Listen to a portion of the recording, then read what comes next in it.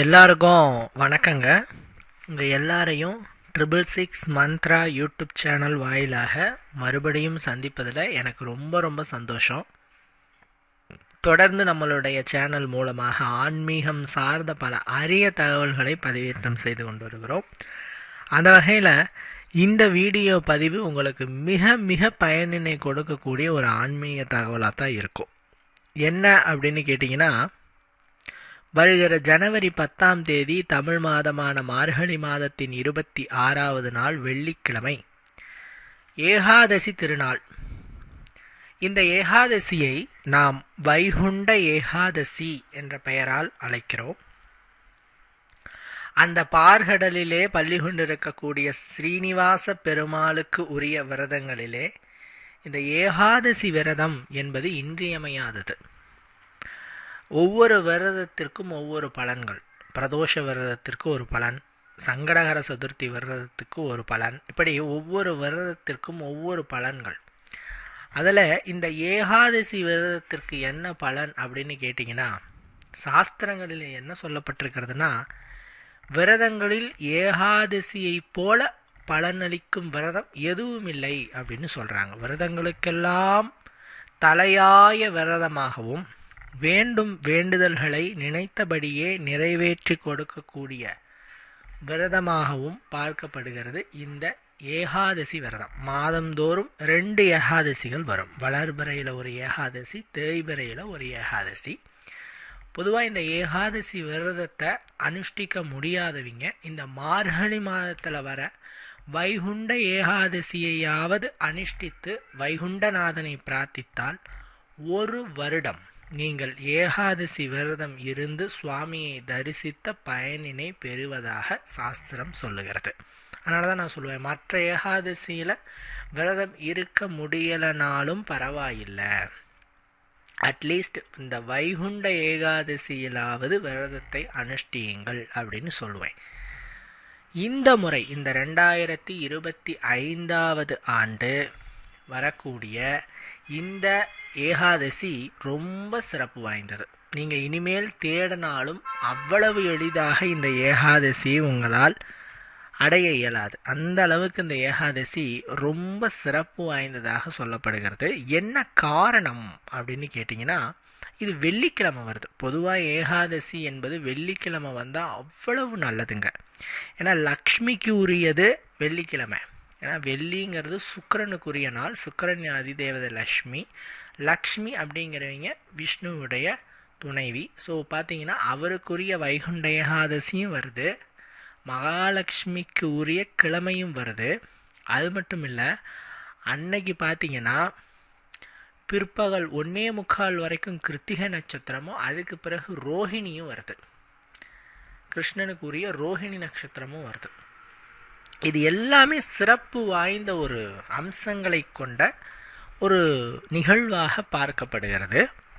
இந்த நிகழ்வு இந்த முறை 2025வது ஆண்டு வருவதை நாம் ஒரு வரப்பிரசாதமாக நினைத்து சில முக்கியமான விரதங்களை அனுஷ்டித்தோம் அப்படின்னு சொன்னால் நமக்கு பலனும், சில முக்கியமான பொருட்களை வாங்கி வச்சோம் அப்படின்னு சொன்னால் நமக்கு அனுகூலமான சிறப்பு வாய்ந்த பலன்களும் கிடைக்கும் அப்படிங்கிறதுல எந்த விதமான ஐயமும் இல்லை. அது என்னென்ன பொருட்கள் அப்படிங்கிறத தான் நான் இந்த வீடியோ பதிவில் ரொம்ப விளக்கமாக உங்களுக்கு நான் சொல்ல போகிறேன். நான் ஆரம்பத்தில் சொன்ன மாதிரி விரதங்களுக்கெல்லாம் தலையாய விரதம் வைகுண்ட ஏகாதசி விரதம். இந்த நாள் முழுவதும் உணவை தவிர்த்து ஸ்ரீ நாராயண நாமத்தை சொல்லி அல்லது ஸ்ரீராம நாமத்தை சொல்லி அல்லது கிருஷ்ணநாமத்தை சொல்லி இந்த பொழுதை நாம் கடக்க வேண்டும். காலையில் பிரம்ம முகூர்த்தத்தில் எழுந்திருக்கிறீங்க. 3:30 மணிலேருந்து 5 மணிக்குள்ளே காலையில் என்ன வேலை இருந்தாலும் சரி அந்நாளில் எழுந்திரிச்சிடணும். நான் வேலை முடிச்சுட்டு வந்தேங்க, ஒரே டயர்டாக இருக்குங்க, அசதியாக இருக்குங்க அப்படின்னு சொன்னால் அதெல்லாம் இங்கே எடுபடாது. சரிங்களா? எழுந்திரிச்சு தான் ஆகணும். பிரம்ம முகூர்த்தத்தில் வைகுண்ட ஏகாதசி நாளில் எழுந்திரிச்சு தான் ஆகணும். எழுந்திரிச்சு குளிச்சு முடிச்சுட்டு சுவாமி அறை சென்று சில பேர் வீட்டில் பூஜை அறை இருக்காது, அவங்க என்ன பண்ணுவாங்க, செல்ஃப் மாதிரி செல்ஃபில் வச்சு கும்பிடுவாங்க. அப்படி இருந்தாலும் பரவாயில்லை, அங்கே போயிட்டு சுவாமி படங்களுக்கு மலர்களை வைத்து தீபங்களை ஏற்றி, நெய் தீபம் விசேஷம். வைகுண்ட ஏகாதசி நாளில் சுவாமிக்கு நெய் தீபம் ஏற்றி வழிபட்டால் லக்ஷ்மி மனம் குளிர்ந்து உங்களுக்கு சகல ஐஸ்வர்யத்தையும் அள்ளித்தருவாள் என்று சாஸ்திரங்களில் சொல்லப்பட்டிருக்குது. சரிங்களா? ஸோ நெய் தீபம், இந்த நெய்யை நீங்களே சுத்தத்தை ஆய்வு செய்து வாங்கிக்கிறது ரொம்ப நல்லது. ஆக்சுவலாக கடைகளில் பேக்கெட் நெய்லாம் கிடைக்குதுங்க, அதனுடைய தரம் அதனுடைய சுத்தம் எப்படி இருக்குன்னு நம்மளுக்கு தெரியல. அதனால் தயவு செஞ்சு நீங்களே அதை கொஞ்சம் ஏற்பாடு செஞ்சு நீங்கள் அந்த நெய்யை யூஸ் பண்ணுங்க. ஏன்னா ஒரு நெய் தீபம் 100 நல்லெண்ணெய் தீபத்திற்கு சமமானதாக சொல்லப்படுகிறது. ஒரு சுத்தமான நெய்யில் நீங்கள் தீபம் போட்டிங்கன்னா 100 நல்லெண்ணெய் தீபத்துக்கு அது ஒப்பானதாக சொல்லப்படுது. ஸோ நீங்கள் மறக்காமல் நெய் தீபம் 2 தீபம் போடுங்க. 2 அகல் விளக்கில் அல்லது காமாட்சியம்மா விளக்கு, 2 தீபங்கிறது அதிகமாகவும் போடலாம், எந்த தப்பும் இல்லை. நெய் தீபம் போட்டு பஞ்சு திரியை பயன்படுத்தி ஓம் நமோ நாராயணாய, ரொம்ப சக்தி வாய்ந்த மந்திரம். இந்த மந்திரத்துக்கு இணையான மந்திரம் எதுவுமே கிடையாது. சிவனினுடைய பஞ்சாட்சரமான நமசிவய மந்திரமும் விஷ்ணுவினுடைய இந்த நாராயண மந்திரத்திற்கு இணையான மந்திரம் இந்த அகிலத்தில் எதுவுமே கிடையாது. இந்த 2 பேருமே சுப்ரீம் பவர் அப்படின்னு சொல்லுவோம்.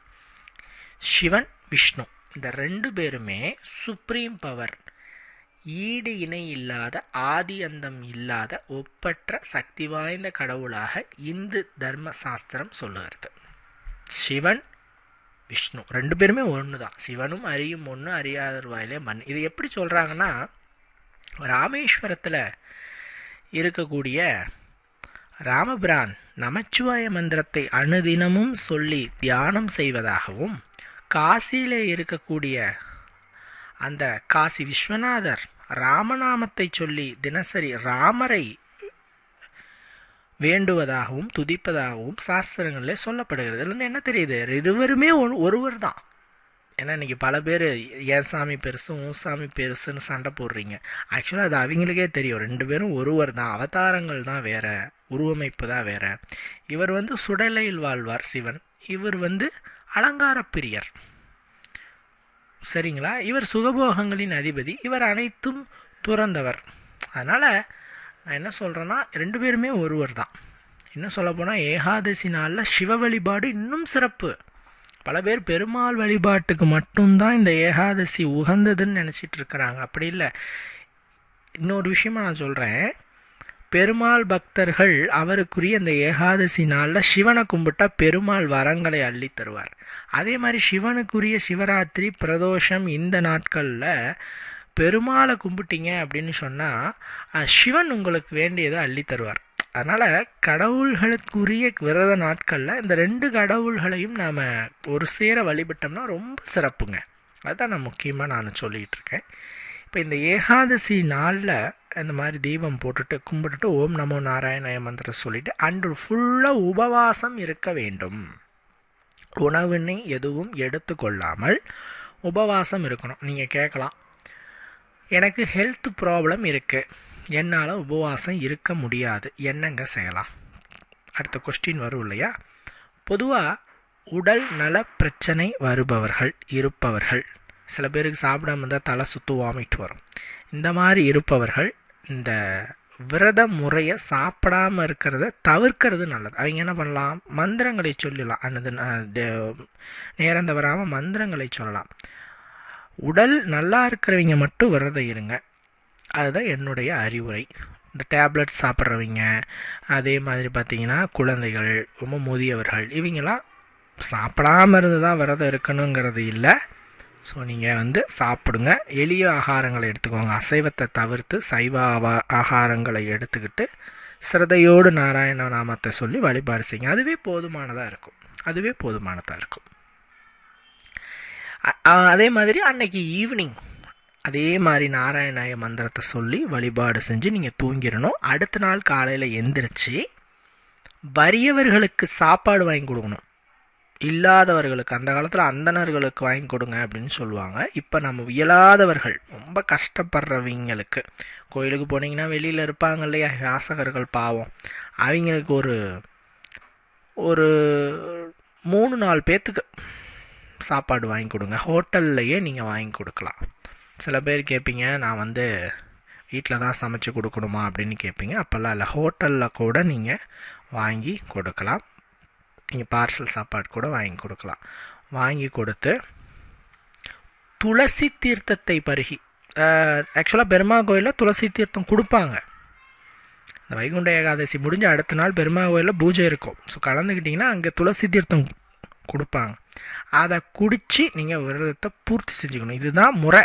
ஏகாதசி விரதம் பூர்த்தி ஆகணும்னா துளசி தீர்த்தம் அருந்தி அடுத்த நாள் எந்திரிச்சு அதே மாதிரி குளிச்சுட்டு சுவாமி படத்துக்கு போயிட்டு தீபம் போட்டுட்டு பெருமாள் கோயிலுக்கு போய் துளசி தீர்த்தத்தை அருந்தின வேட்டித்தான் உங்கள் விரதமே பூர்த்தி ஆகும். துளசி தீர்த்தம் அருந்தாமல் நீங்கள் பெருமாளுக்குரிய எந்த விரதம் இருந்தாலும் பலன் அளிக்காது. கோயிலுக்கெல்லாம் போய் வாங்க முடியாதுங்க அப்படிங்கிறீங்க, வீட்டிலையே ஒரு செம்பில் கொஞ்சம் தண்ணி எடுத்துகிட்டு, ஜலம் எடுத்துகிட்டு, அந்த தண்ணியில் துளசி இலைகளை போட்டு கும்பிட்டுட்டு அந்த தீர்த்தத்தை உள்ளுக்கு சாப்பிட்டுட்டு விரதத்தை நல்லபடியாக நிறைவு செஞ்சுக்கோங்க. இதுதான் மிக முக்கியமானதுங்க. இதுதான் மிக முக்கியமானது. இப்போ இந்த நாளில் நாம் சில பொருட்களை வாங்கி வச்சோம் வீட்டில் அப்படின்னு சொன்னால் அவ்வளவு நல்லதுங்க. ஏன்னா வெள்ளிக்கிழமை வருது, லக்ஷ்மிக்கும் விஷ்ணுக்கும் உரிய இந்த 2 விஷயமும் ஒரு நாளில் வருது. ரோஹிணி நட்சத்திரம் கிருஷ்ணனுக்கு உகந்தது. கிருஷ்ணர் அவதரித்தது ரோஹிணி நட்சத்திரம். இந்த நட்சத்திரமும் வருது. இதெல்லாம் நம்மளுக்கு இனிமேல் தேடனாலும் கிடைக்குமா அப்படின்னு பார்த்தா டவுட்டு தான்.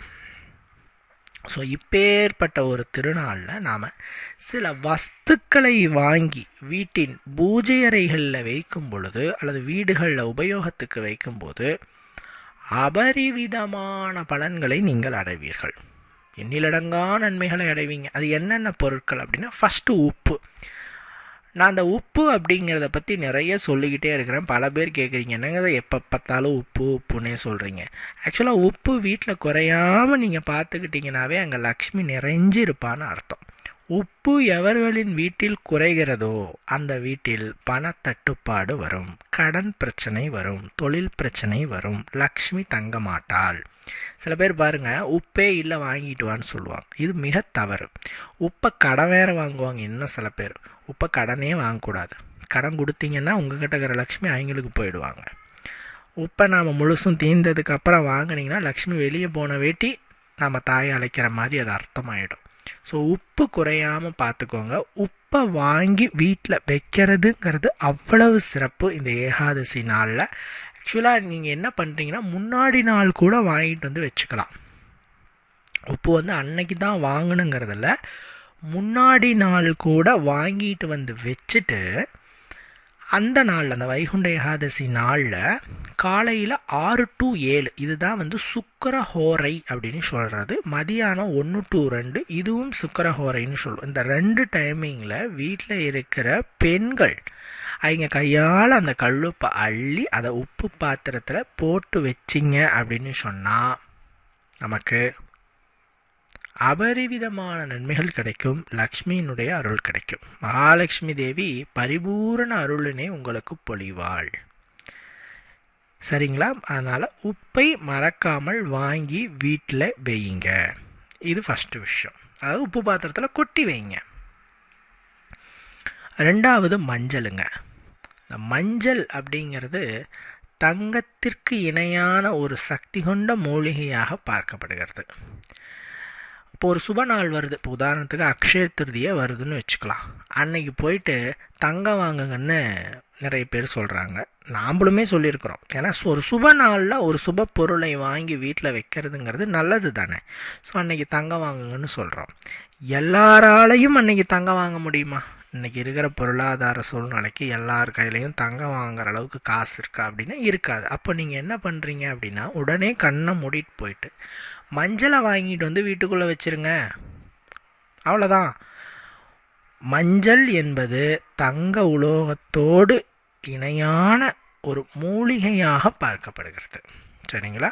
ஸோ மஞ்சளை வாங்குவது என்பது தங்கத்தை வாங்குவதற்கு ஒப்பானதாகவும், தங்கம் ஒரு வீட்டில் இருந்தால் எந்த அளவுக்கு லக்ஷ்மி வாசமும் ஐஸ்வர்ய கடாட்சமும் கிடைக்குமோ அதே அளவுக்கு நன்மையை இந்த மஞ்சளை இந்த வைகுண்ட ஏகாதசி திருநாளில் வாங்கி ஒன்று சமையலறையில் வைக்கலாம், இல்லைன்னா பூஜை அறையில் வைக்கலாம். வச்சு கும்பிட்டோம்னா அளவு கடந்த நன்மைகளை நீங்கள் அடையலாங்க. அற்புதமான அளவு கடந்த நன்மைகளை நீங்கள் அடையலாம். இது ரெண்டாவது விஷயம். மூணாவது வஸ்து என்னன்னு பார்த்தீங்கன்னா கோமதி சக்கரம். இது ரொம்ப பவர்ஃபுல்லுங்க. இந்த கோமதி சக்கரத்தை பற்றி நான் நிறைய பதிவுகளில் சொல்லியிருக்கேன். நம்ம சேனல்லையே நிறைய பதிவுகளில் நான் சொல்லியிருக்கிறேன். கோமதி சக்கரம் கண்ணபிரானினுடைய ஒரு அருள் பெற்ற ஒரு வஸ்து. இது ஒரு கல் அமைப்பு. இது எங்கே இருக்குதோ, இந்த கோமதி சக்கரம் எங்கே இருக்கோ அங்கே கிருஷ்ணர் இருப்பார். நான் அடிக்கடி சொல்கிறத தான், கோமதி சக்கரத்தை வாங்குங்க, வீட்டில் பிரதிஷ்டை பண்ணுங்க, வழிபாடு செய்யுங்கன்னு சொல்கிறதுக்கு காரணமே என்னென்னா, கோமதி சக்கரம் எங்கே இருக்கோ அங்கு கிருஷ்ணர் இருப்பார். கிருஷ்ண வழிபாடு செய்கிறவங்க என்னைக்குமே கெட்டு போனதாக வரலாறு இல்லை. நீங்கள் எடுத்து கூட பாருங்கள், வடநாட்டில் கிருஷ்ணர் வழிபாடு நிறைய பேர் செய்வாங்க. நம்ம ஊரில் ரொம்ப குறைவு தான் கிருஷ்ணர் வழிபாடு செய்கிறது. இந்த கிருஷ்ணர் வழிபாட்டில் இருக்கிற சூட்சமம் என்னென்னா, ராமபிரான் சொல்கிறாரு, என்கிட்ட கேட்ட எல்லாத்துக்குமே நான் அவங்களுக்கு ஏற்றார் போல் வரங்களை கொடுத்துட்டேன். குகன் என் காலில் விழுந்தான், அவனுக்கு சகோதரன் அப்படிங்கிற ஒரு அந்தஸ்தை கொடுத்தேன். பரதன் என் காலில் விழுந்தான், அவனுக்கு 14 வருஷம் நாடாளுற யோகத்தை கொடுத்தேன். இது மாதிரி சொல்லிக்கிட்டே இருக்கிறார். ராமபிரானினுடைய காலில் விழுந்துரு, அதாவது அதே மாதிரி விபீஷணன் காலில் விழுந்தான், அவனுக்கு லங்காபுரியை கொடுத்தேன். சுக்ரீவன் காலில் விழுந்தான், அவனுக்கு அவனுடைய அரசை மறுபடியும் கொடுத்தேன். இப்படி என் காலில் விழுந்தவங்களுக்கெல்லாம் நான் நன்மையை கொடுத்தேன். லக்ஷ்மணன் என் பாதங்களையே பூஜை செய்து 14 வருஷம் தூங்காமல் எனக்காகவே வாழ்ந்தான். அந்த லக்ஷ்மணனுக்கு நான் என்ன பண்ணனேன், அடுத்த அவதாரத்தில், கிருஷ்ண அவதாரத்தில் பலராமர் அப்படிங்கிற ஒரு மிகப்பெரிய ஒரு அவதார புருஷராக அவரை உருவாக்கி அவருக்கு சகோதரரானா பிறந்து அவருக்கு சேவை செஞ்ச தினமும். ஸோ ராமனின் காலில் விழுந்தால் நமக்கு எல்லாமே கிடைக்கும். ஃபஸ்ட்டு விஷயம் இது ராமருக்கு. கிருஷ்ணருக்கு என்னென்னா, போய் சங்கடம் அவனே கதின்னு கண்ணீர் விட்டிங்கன்னா கிருஷ்ணர் எல்லாருமே கொடுத்துருவார்.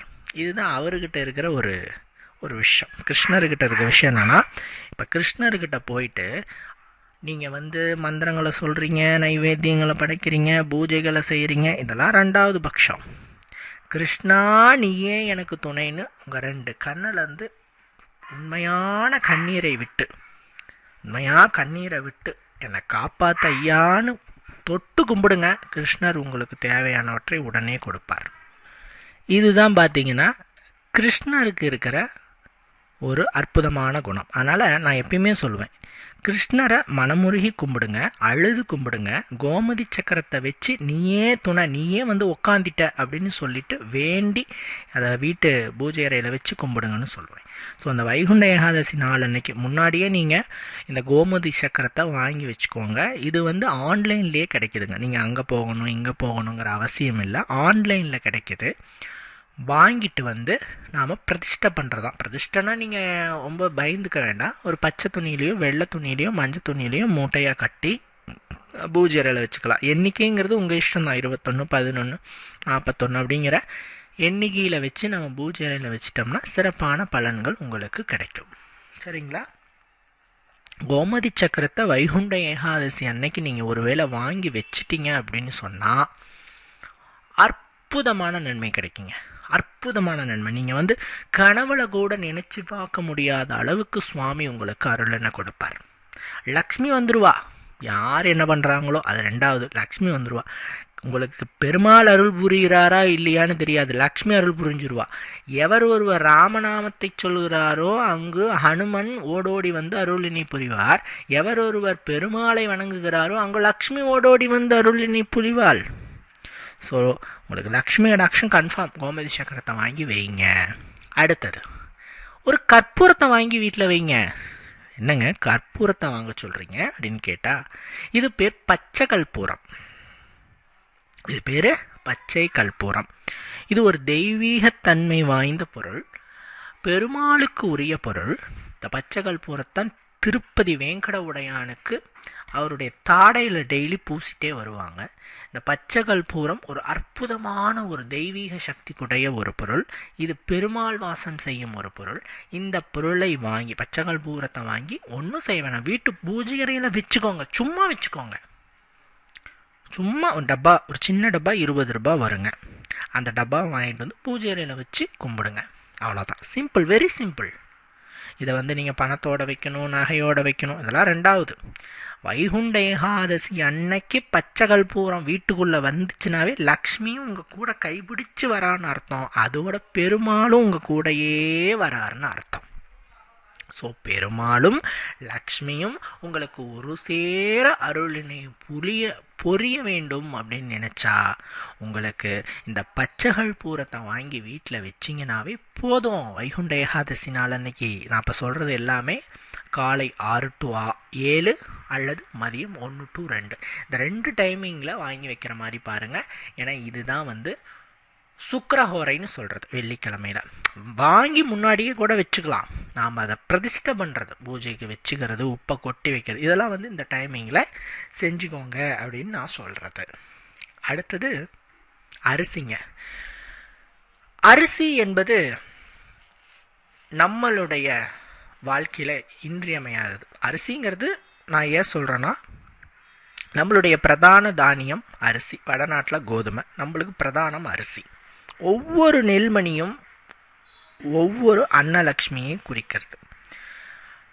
உங்களுக்கு எந்த லக்ஷ்மி இருந்தாலும் அன்னலக்ஷ்மி இல்லைன்னா நோ யூஸ், நோ யூஸ். கட்டுக்கட்டாக பணம் இருக்குது, நம்மளுக்கு பார்த்தீங்கன்னா தங்கம் இருக்குது, வைரம் இருக்குது, இருந்து என்னங்க பிரயோஜனம்? இருந்து என்ன பிரயோஜனம்? சாப்பிட்றதுக்கு சாப்பாடு இல்லைன்னா சரிங்களா? ஸோ செல்வங்கள் என்பது பயன்படணும். முக்கிய பயன்பாடு அது உணவுக்காக பயன்படணும். அந்த உணவினை கொடுப்பவள் தேவி அன்னபூரணி. அந்த தாயை மகிழ்வுபடுத்தணும் இல்லையா? தலைமுறைக்கும் உங்களுடைய வீட்டிலே அன்னம் குறையக்கூடாது. அதுக்காக நாம் அரிசியை வாங்கி வைக்கிறோம். அன்னைக்கு வீட்டில் அரிசியே இருந்தாலும் 2 கிலோ அரிசி வாங்கி வீட்டில் வச்சுக்கோங்க. அன்னபூரணியை மனசார வேண்டிட்டு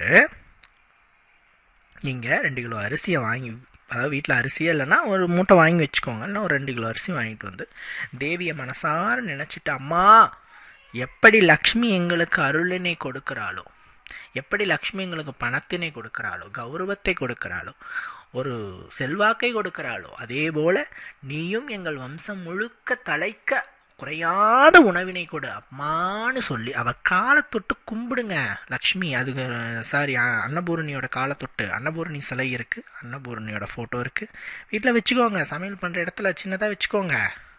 அவளை கும்பிட்டு அரிசி வாங்கி வைகுண்ட ஏகாதசி அன்னைக்கு வைங்க. தேவியின் அருள் பரிபூர்ணமாக கிடைக்கும். அன்னம் குறையாது வீட்டில். அடுத்தது லக்ஷ்மிக்குரிய பொருள் ஒன்று வாங்கி வைக்கணும்ல.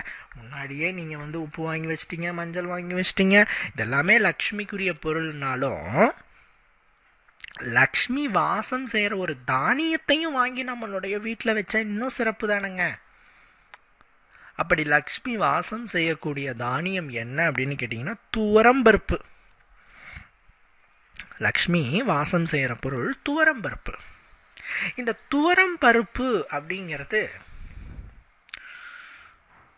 ஒரு தெய்வீகமான தானியம். புதுமனை புகுவிழாவில் துவரம் பருப்பு தான் முன்னாடி கொண்டு வந்து வைப்பாங்க. ஒரு பெண் திருமணமாகி உள்ள வராங்கன்னா அவங்க கையில் துவரம் பருப்பு தான் கொட்டி வைக்க சொல்லுவாங்க. இப்படி துவரம் பருப்புங்கிறது லக்ஷ்மிக்குரிய பொருளாக பார்க்கப்படுகிறது. துவரம் பருப்பு வீட்டில் இருக்கணும். இன்றைக்கி நாம் சாம்பார் வைக்கிறவங்க ரொம்ப குறைஞ்சிட்டாங்க. இன்றைக்கி பர்கர், பிஸ்ஸா என்னென்னமோ சாப்பிட்றீங்க. இன்றைக்கி பருப்பு சாம்பார் வைக்கிறதெல்லாம் குறைஞ்சிருச்சு. பட் துவரம்பருப்பு இருக்கணும். சாஸ்திரத்துக்காவது ஒரு சின்ன டப்பாவில் துவரம்பருப்பு இருக்கணும்.